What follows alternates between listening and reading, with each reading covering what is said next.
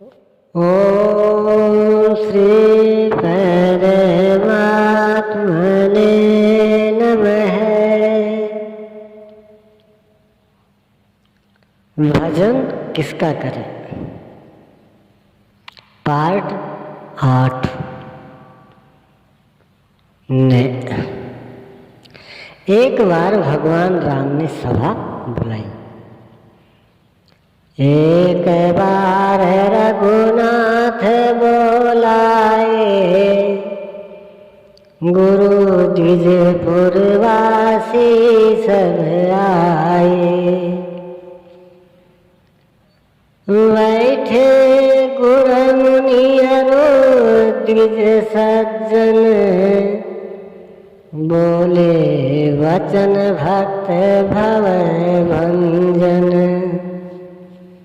गुरु मुनि द्विज सज्जन सभी बैठे थे। तब भक्तों से जन्म मरण का दुख दूर करने वाले राम बोले, बड़े भाग मानुष तनु पावा, सुर दुर्लभ सब ग्रंथ नहीं गावा। साधन धाम मोक्ष कर द्वारा, पाई न जेहि परलोक संवारा। बड़े भाग से मनुष्य शरीर मिला है। यह देवताओं को भी दुर्लभ है। देवता अच्छी करने के फल स्वरूप भोग मात्र भोगते हैं, लेकिन स्वर्ग भी स्वल्प है। इसलिए देवता भी मानव तन से आशावान है। यह शरीर साधन का धाम है, मुक्ति का दरवाजा है। इसको पाकर जिसने अपना परलोक नहीं सुधारा, वह जन्मांतरों में दुख पाता है, सिर पीट पीट कर पछताता है, काल कर्म और ईश्वर को व्यर्थ ही दोष देता है। वस्तुतः यदि मनुष्य शरीर उपलब्ध है और वह परलोक संवारने के लिए उद्योग नहीं करता, तो न काल का दोष है, न कर्म का दोष है और न ईश्वर का। सब दोष उसी का है। प्रायः 2-3 बहाने मनुष्य करता है कि मेरे तो कर्म में ही नहीं लिखा है। कर्म को दोष देना, समय अनुकूल नहीं है, काल को दोष देना, और कर्ता धर्ता तो भगवान है, ईश्वर को दोष देना। लेकिन भगवान राम स्वयं कहते हैं कि यदि मानव तन उपलब्ध है तो इनमें से किसी का भी दोष नहीं है। दोष अपना है। अन्यत्र कहते हैं, नर तनु भव बारिधि कहूँ बेरो, सन्मुख मरुत अनुग्रह मेरो। करन धार सद्गुरु दृढ़नावा, दुर्लभ साज सुलभ करी पावा। जो न तरई भव सागर, नर समाज से पाई। सोकृत निंदक मंदमती, आत्माहन गति जाई। यह मानव शरीर संसार सागर से पार होने के लिए बेड़ा है, जहाज है। सद्गुरु नाविक हैं, मेरी कृपा अनुकूल वायु है। ऐसे दुर्लभ संयोग व्यवस्था को पाकर जो भाव सागर पार नहीं हो जाता, वह अपने पौरुष का निंदक अकर्मण्य है, मंदमती है और अपनी आत्मा का हत्यारा है। लेकिन पार होने का उपाय क्या है? इस पर कहते हैं, जो परलोक इहाँ सुख चहु, सुनी मम बचन हृदय दृढ़ गहु, सुलभ सुखद मार्ग यह भाई, भगति मोरी पुराण श्रुति गाई। यदि आप परलोक चाहते हैं, परम श्री शाश्वत धाम चाहते हैं, अमृत तत्व प्राप्त करना चाहते हैं, अथवा इसी लोक में अपनी कामनाओं की पूर्ति चाहते हैं, तो मेरा वचन सुने और दृढ़ता के साथ धारण करें। भला वह है क्या? सिर्फ एक ही रास्ता है दोनों के लिए, भक्ति मोरी, मेरी भक्ति करो। शेषनाग की नहीं, किसी देवता की नहीं, मेरी भक्ति करो। यही श्रुतियों ने गाया है। अतः इष्ट कौन है? एक परम तत्व परमात्मा, अर्थात इसके सिवाय अनिष्टों से बचाने वाला कोई है ही नहीं। हमारी दरिद्रता का कारण है कि हम उस प्रभु को नहीं मानते।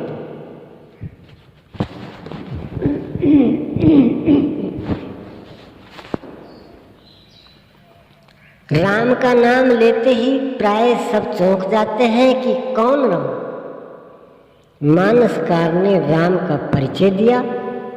राम ब्रह्म व्यापक अविनाशी, जो व्यापक है, चिन्मय है, कण कण में है, अविनाशी है, उसी का दूसरा नाम है राम। अस्तु इष्ट कौन है? एक परम तत्व परमात्मा, जो उस पर निर्भर रहकर अपने कार्य में रत रहता है। समृद्धि अकारण ही उसका वर्ण करती है। वह सुखी लंबा जीवन प्राप्त करता है, उससे स्नायु रोग नहीं होते, वह तनाव मुक्त हो जाता है।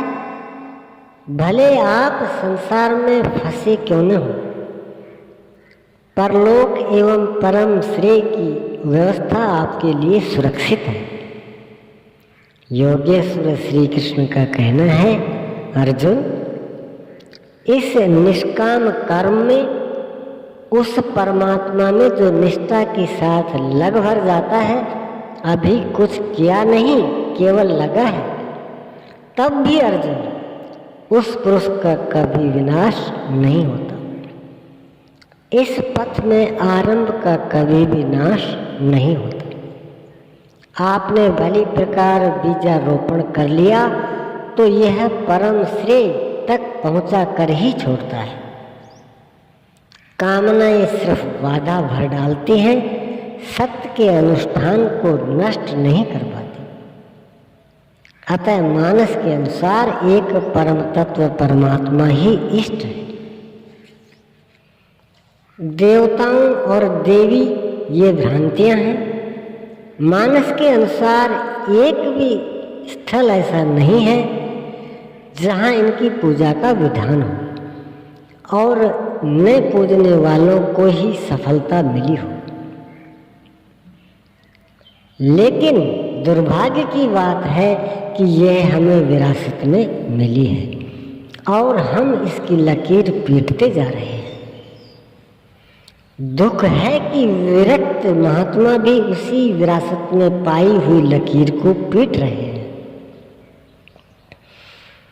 कहते हैं कि राम कृष्ण परमहंस जी काली की पूजा करते थे, किंतु उन्होंने यही पूजा अपने अनन्य शिष्य विवेकानंद को नहीं सिखाई। विवेकानंद जी के उपदेश में आप कहीं देवी का नाम नहीं पाएंगे। अयोध्या वासी भी चित्रकूट में यही लकीर पीटते दिखाई देते हैं। जब वे राम को मनाने गए तो गणप गौरी त्रिपुरारी तमारी की पूजा करते थे, किंतु राम के राज्याभिषेक और उनकी सभा के पश्चात वही अयोध्यावासी अपने बच्चों तक को शिक्षा देते हैं। भजहु प्रणत प्रतिपालक राम ही, जो प्रणत का परिपालन करते हैं ऐसे राम को भजो। जैसे पलक आंखों की पुतली की रक्षा करती है, वैसे ही राम को तुम भजो। स्वयं इनके द्वारा देवताओं के पूजने का प्रश्न ही नहीं उठता। इस प्रकार आप देखते हैं कि गीता के ही स्वरों में रामचरितमानस में गोस्वामी जी तुलसीदास जी ने आरंभ से लेकर अंत तक क्रम क्रम से एक परमात्मा पर ही बल दिया, और उत्तरकांड के अंत में तो निर्णय दे दिया कि सोई कवि कोविद सोई रणधीरा, जो छल छाड़ भजई रघुबीरा इत्यादि कई चौपाइयों में प्रस्तुत है कि वही कवि है, पंडित है, रणधीर है, जिसका मन राम में अनुरक्त है। वही कुल धर्म परायण है, नीति निपुण और परम सयाना है, दक्ष तथा समस्त गुणों से युक्त है। वेद का सिद्धांत उसी ने भली प्रकार जाना है, जिसका मन राम में अनुरक्त है। इस पर भी न जाने क्यों लोग राम का भजन नहीं करते। व्यास लोग दिन रात कथा तो रामायण की कहेंगे, किंतु भजन के समय चालीसा पढ़ेंगे, सप्तशती का पाठ करेंगे। कम से कम इस रामायण के संदेश पर तो ध्यान देते हुए आचरण करना चाहिए।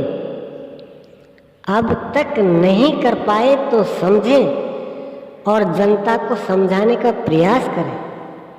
मानस की अंतिम पंक्तियों तथा गोस्वामी आपसे यही आग्रह कर रहे हैं कि अन्य किसी का नहीं, राम ही सुमिरिए गाइए राम ही, संतत सुनिए राम गुण ग्राम ही। राम का ही स्मरण करें, उन्हीं का गायन करें और उन्हीं के गुण समूह का श्रवण करें। सुंदर सुजान कृपा निधान अनाथ पर कर प्रीति जो, सो एक राम अकाम हित निर्वाण पद समान को। सुंदर सुजान कृपा निधान और अनाथों से प्रेम करने वाले एकमात्र राम है। इनके समान निस्वार्थ हित करने वाला और निर्वाण अर्थात मोक्ष देने वाला भी दूसरा कौन है। स्वयं सिद्ध एक इष्ट के स्थान पर अनेकों इष्ट बनाकर आज हम सभी बिखरे पड़े हैं। शाश्वत एकमात्र सर्वव्यापक परम ईश्वर परमात्मा है, इसलिए संपूर्ण विश्व का इष्ट एकमात्र परमात्मा है। हम में से जो भी ईश्वर की पूजा में लगे हैं नास्तिक हैं। इन अस्तित्व विहीनों की पूजा कराना, इसे प्रोत्साहन देना नास्तिकता को बढ़ावा देना है। ब्रह्मा से लेकर यावन मात्र परिवर्तनशील जगत के बीच एक परम तत्व परमात्मा ही अविनाशी अमृत स्वरूप है, इसलिए वही समस्त जगत का पूज्य अर्थात इष्ट है। उसकी जरूरत समाज में सदैव है और सबको है। अतः सब कुछ करते हुए यदि हम एक परमात्मा में श्रद्धा और उस परम तत्व परमात्मा का परिचायक 2 ढाई अक्षर का नाम ओम अथवा राम का सुमिरन करते हैं तो हम आस्तिक हैं, क्योंकि हम अस्तित्व की पूजा कर रहे हैं। उस भजन की शुरुआत परमात्मा में श्रद्धा और उसके नाम के जप से है। हाँ, उसकी प्राप्ति सद्गुरु से है, जहाँ ये क्रिया अनुभव गम्य और सूक्ष्म हो जाती है। सृष्टि में भगवान एक ही है, 2 नहीं हो सकते, अनेक नहीं हो सकते। वह कण कण में व्याप्त है। यदि दूसरा भगवान है तो उसके लिए दूसरा संसार चाहिए। व्याप्त होने के लिए वह प्रभु रहता कहाँ है? अस प्रभु हृदय अछत अभिकारी, सकल जीव जग दीन दुखारी। वह प्रभु सबके हृदय में निवास करता है, लेकिन दिखाई नहीं देता। अब उसे देखने की विधि बताते हैं।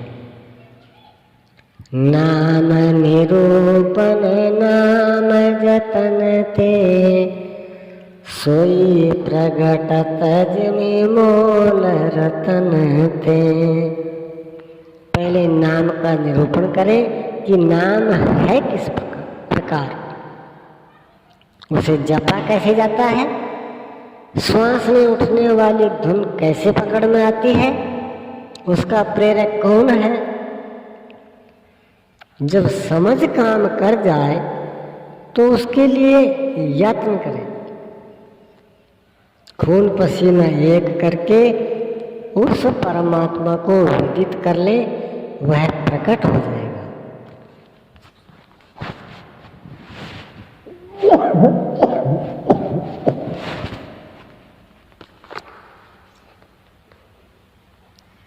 वह परमात्मा एक धाम है और उसमें प्रवेश का माध्यम है सद्गुरु ही। गुरु राखई जो को विधाता, गुरु रूठे नहीं को जग त्राता। यदि तकदीर फूट जाए, घोर यातनाएं लिख दी जाएं, तब भी सद्गुरु रक्षा कर सकते हैं।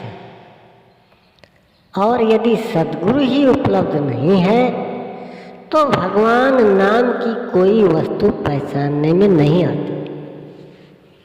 भगवान हृदय देश में ही है, किंतु यदि सद्गुरु नहीं है तो उसकी पहचान नहीं।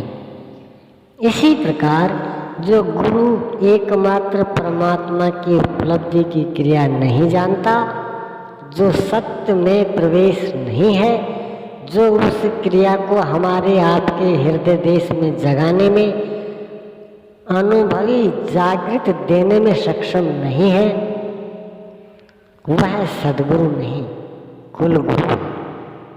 जब तक सद्गुरु उपलब्ध नहीं है तब तक उस एक परमात्मा का परिचायक 2 ढाई अक्षर के नाम और एक परम तत्व परमात्मा के प्रति श्रद्धा यदि आप में है तो आपका सुमिरन, भजन और इष्ट सही है।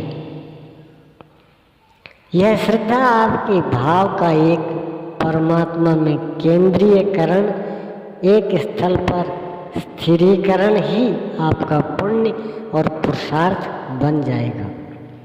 इसके साथ ही वह आत्मा जागृत होकर जहाँ सद्गुरु है उनसे भेंट करा देगी, और जहाँ सद्गुरु मिले तो योगिक क्रिया की जागृति आपके हृदय देश में हो जाएगी। अनुभव, संकेत और इष्ट के आदेश आपको मिलने लगेंगे। जो आत्मा प्रसुप्त है, तटस्थ है, जागृत हो जाएगी। आज कहा जाता है कि ईश्वर हृदय में वास करता है, लेकिन 4-6 महीने ही किसी ऐसे तत्वदर्शी महापुरुष की सेवा, उनके द्वारा बताई हुई टूटी फूटी साधना आपसे पार भर लग जाए तो वे जागृत हो जाएंगे, आपसे बातें करने लगेंगे, आपका मार्गदर्शन करेंगे, वह प्रभु आपको चलाएंगे। उन्हीं के निर्देशन में चलकर साधक उन्हें प्राप्त करता है। न अयम आत्मा प्रवचनेन लवय्यः,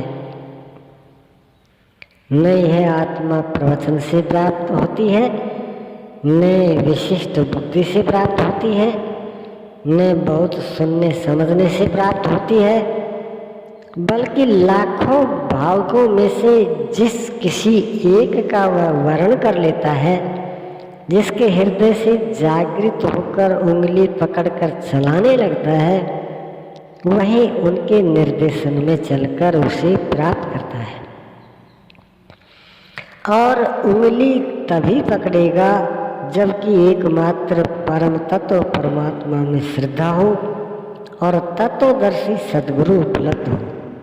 विचार विमर्श हेतु आपका एवं आपके अमूल्य विचारों का सदैव स्वागत है। ओम श्री सद्गुरुदेव भगवान की जय।